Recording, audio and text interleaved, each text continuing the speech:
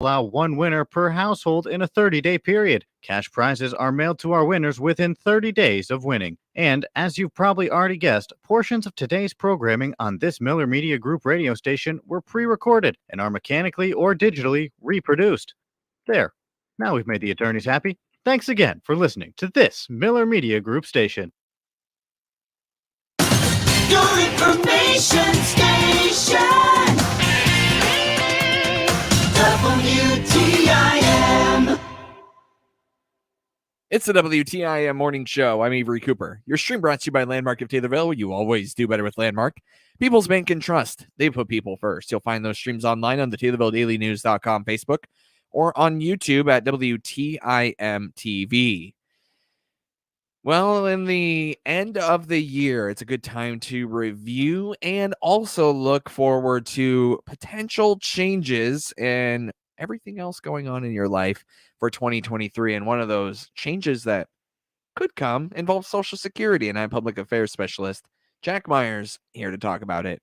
Jack, what kind of changes are we talking about here? Are they good changes, bad changes, indifferent? What are we thinking?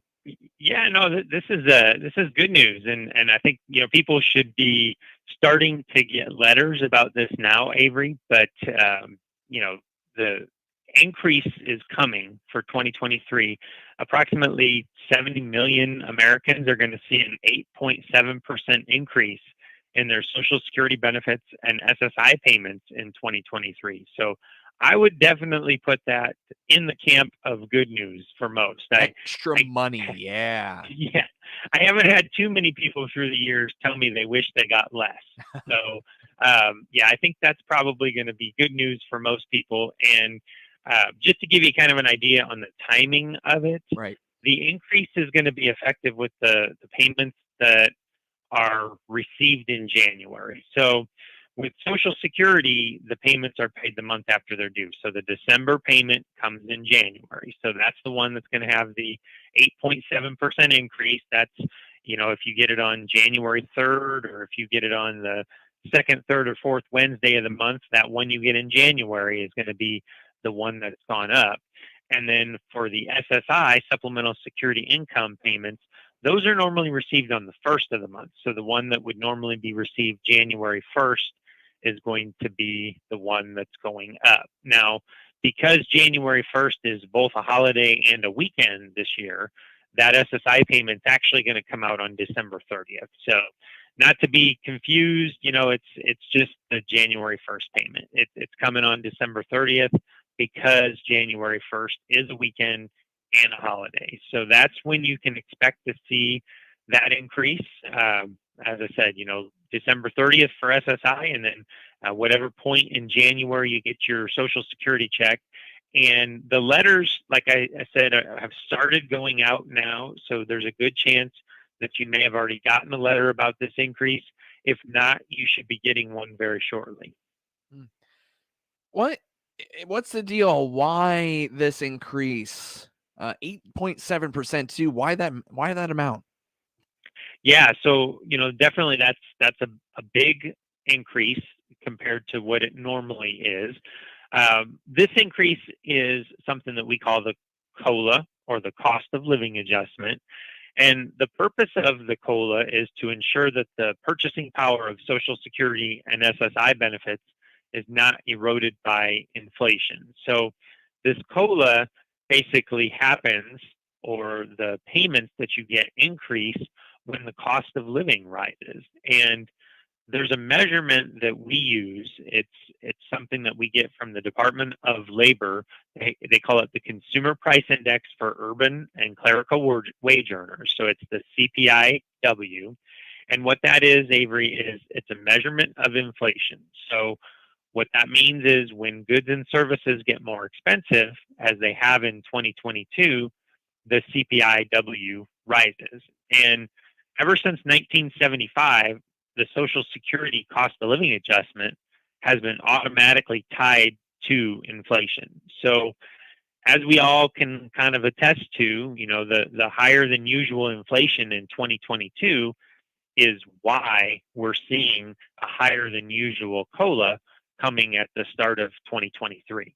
It's just really a comparison when we determine what that COLA is going to be.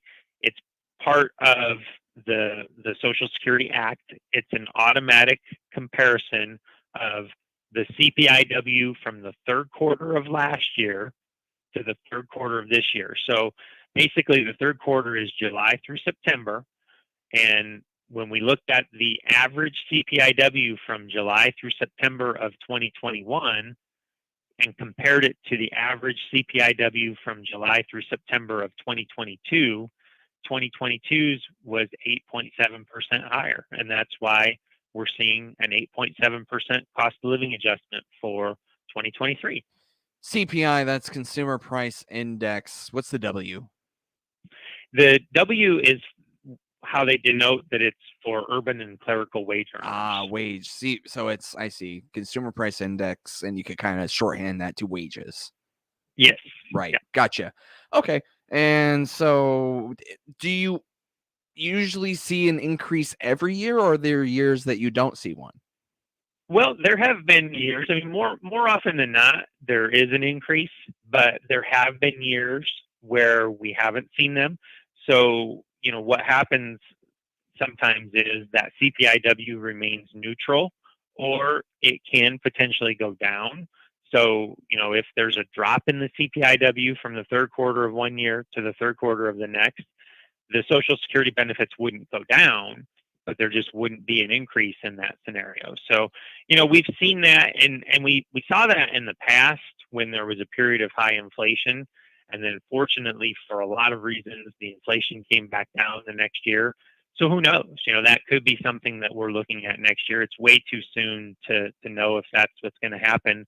But we'll just kind of have to stay tuned and see what happens in 2023 with costs of goods and services and inflation. And, as we proceed through the year, have a better idea what's going to happen in 2024. How does the COLA increase impact other Social Security services like Medicare, and specifically Part B? Yeah, they're totally separate, Avery. However, there's kind of a natural tendency for people to lump the two together because the COLA is always effective with the payments that you get in January. And the change, if any, in the Medicare Part B premium is always effective that same month. So if you're getting Social Security, your Medicare Part B premium is going to be deducted from your Social Security payment. And if that premium changes at the same time that your monthly Social Security payment changes, then it's hard not to just kind of automatically tie those two together in your mind. But the truth is they're separate. We're not Medicare. Medicare Center for Medicare and Medicaid Services is their own government agency. Their premium is set by projecting what the costs of the program are supposed to be, and then a percentage of that cost is what the premium for Medicare Part B will be. But a lot of times that premium does go up, and so people see a raise in their Social Security, and then they see that premium go up a little bit, and they feel like in some ways it's kind of a wash. It often isn't a wash, but sometimes people feel that way. The great news for 2023 is that Medicare already announced that premium is actually going down. So it was $170.10 a month in 2022 for the standard Part B premium. In 2023, the standard Part B premium is going down to $164.90. So you're truly going to see an increase. Your Medicare is going down, your Social Security is going up at a rate we haven't seen in decades. And so, that's some good news on those two fronts. And, it's not super common to see that Medicare premium go down. So, that's going to be kind of a good thing for people in 2023. Jack, you mentioned how folks are receiving notice of this increase through mail, and that includes the specific amount they'll receive, how much it'll increase by. But I'm wondering if there's a way you can check this out before that letter reaches your your physical mail inbox. I know you've done a lot of work on your Social Security website over the course of the last year or so. Anything I can find on there? Absolutely. We just did launch a redesign for the website. So if you haven't been to ssa.gov to check us out online lately, go do that. It's a brand new, refreshed looking website.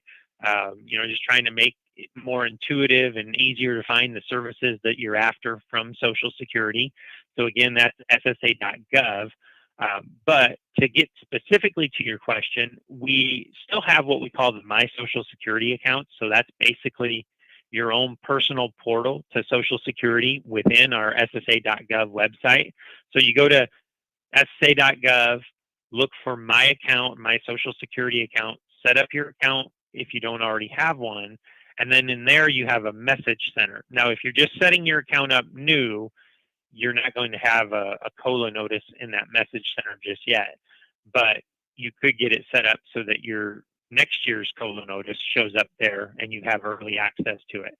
But if you've had that set up for a while, then your COLA notice might be there in what we call your message center. So that's your sort of private inbox within your My Social Security account, where you can see that letter that has your monthly benefit amount with the new increase attached to it. So again, that's ssa.gov within your My Social Security account. Once you're logged into your My Social Security account, there is a message center that serves as basically an inbox within that My Social Security account, and you might be able to find that COLA notice there.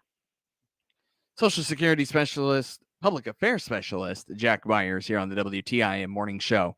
More from him after this short time out right here on WTIM, your information station.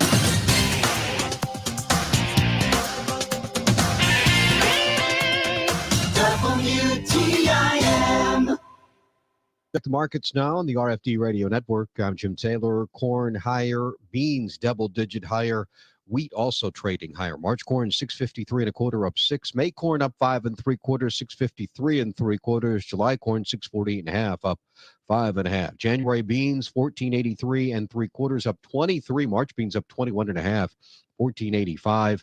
May beans 14.87 3/4 up 20 1/2. March Chicago wheat up a nickel, 7.53 1/2. May wheat 7.61 up 4 1/4. January bean meal up 4.80, 4.53.90. January bean oil 65.87 up $1.46. Livestock market, January feeders up a nickel, 182.15. December live cattle 155 even, down 27 cents. February lean hogs 84.92 down 77 cents. Energy market, January crude oil up 75 cents, 75.94. Jim Taylor, RFD Radio Network. You or your loved one can prevent early nursing home placement by renting one of the Cater Care Suites at Taylorville Estates Assisted Living, 705 South Houston. Stay independent longer by living in one of these short-term apartments that include meals, laundry, a therapy gym, and much more. And if you like it, longer-term stays are available at Taylorville Estates Assisted Living with 1- and 2-bedroom apartments available. Find out more. Stop by and visit with Administrator Tony Clark or call her at 824-2222. That's 824-2222. Encouraging independence, enriching lives. Wrap up your holiday shopping and get 15% off everything in stock at Southern Ledge Pools and Patios in Taylorville. Check out their delicious dips, soups, and cheese balls that will be a hit with your holiday guests. Southern Ledge has the perfect solution for the pool, spa, and sauna lover on your list. Nothing says Merry Christmas better than a gift certificate for a relaxing hot tub or sauna. Ho, ho, haul yourself down to Southern Ledge Pools and Patios in Taylorville. Now's the time to order your new 23 vehicle or choose from over 400 pre-owned vehicles in our family dealerships. General Manager Bill Pinkston here from Landmark of Taylorville, your GM Superstore. You can now order your 23 model car or truck, including the refresh Chevy Silverado and GMC Sierra. Let us help you choose what 23 will work for you, or let us find your next pre-owned vehicle from our family of dealerships. And yes, we will still buy your vehicle, even if you don't buy from us. Your GM Superstore is Landmark of Taylorville, online at landmarkoftaylorville.com. And remember, You always do better at Landmark. CBS Sports Radio. The many platforms of News Talk WTIM keep you up to date on the latest sports scores, sports interviews, and your calls on CBS Sports Radio overnights and weekends. From professional to college, from the latest drafts to the latest deals, plus all the scores every hour, CBS Sports Radio keeps you in the know on the air and online on the many platforms of the News Talk WTIM network. Tune in or click through for CBS Sports Radio overnights and weekends on News Talk WTIM. Your information station, WTIM. It's the WTIM Morning Show. I'm Avery Cooper. Your stream brought to you by Landmark of Taylorville. You always do better with Landmark. People's Bank and Trust. They put people first. Social Security Public Affairs Specialist Jack Myers here to update you on anything and everything happening with Social Security.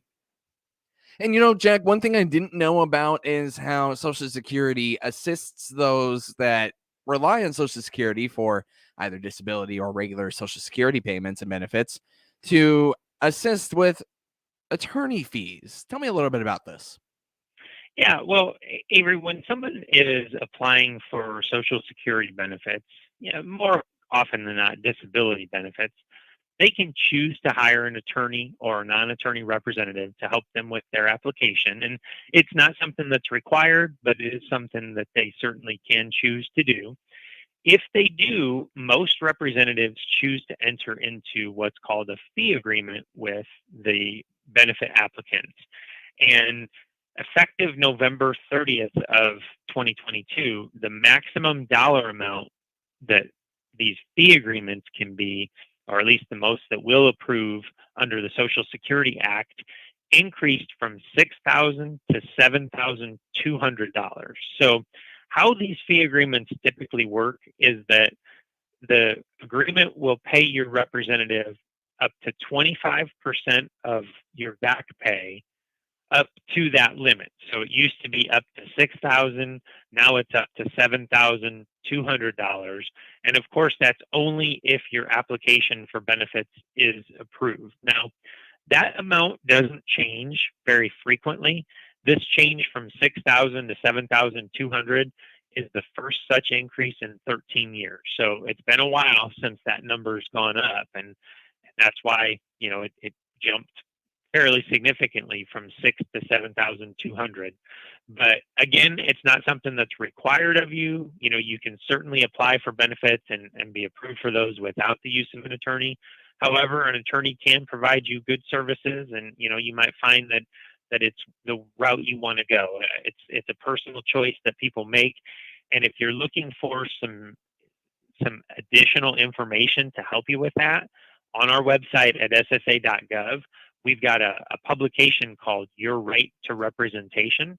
So you can go out there and look for that, or you can give us a call at 800-772-1213, and we can mail that out to you if you want it. But just keep that in mind, especially if you have an active case right now. You might want to take a look at a fee agreement that you have, because if your fee agreement included the $6,000 limit specifically, then that would be still the one that's in place for you. But if it included language like, up to the allowable limit or something like that, then understand that it's probably going to bump up to that new $7,200 figure. Jack, we have about 90 seconds left. What else would you like to touch on here today? Well, just want to kind of circle back to something I mentioned in the first segment.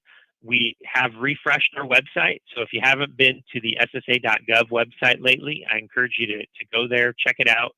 There's a lot of great information there, lots of services. You can apply for retirement, disability, Medicare, spousal benefits.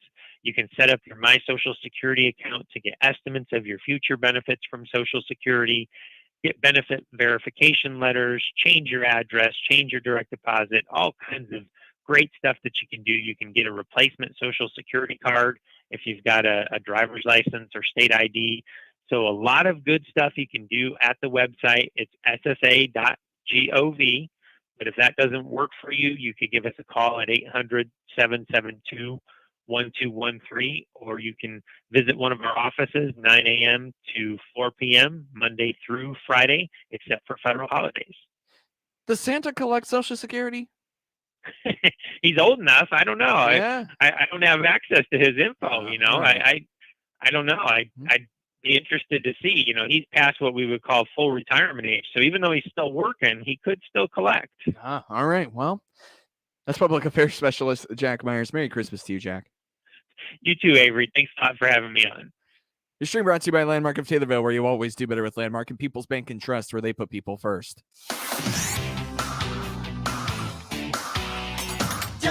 WTIM. The Big 870 WTIM is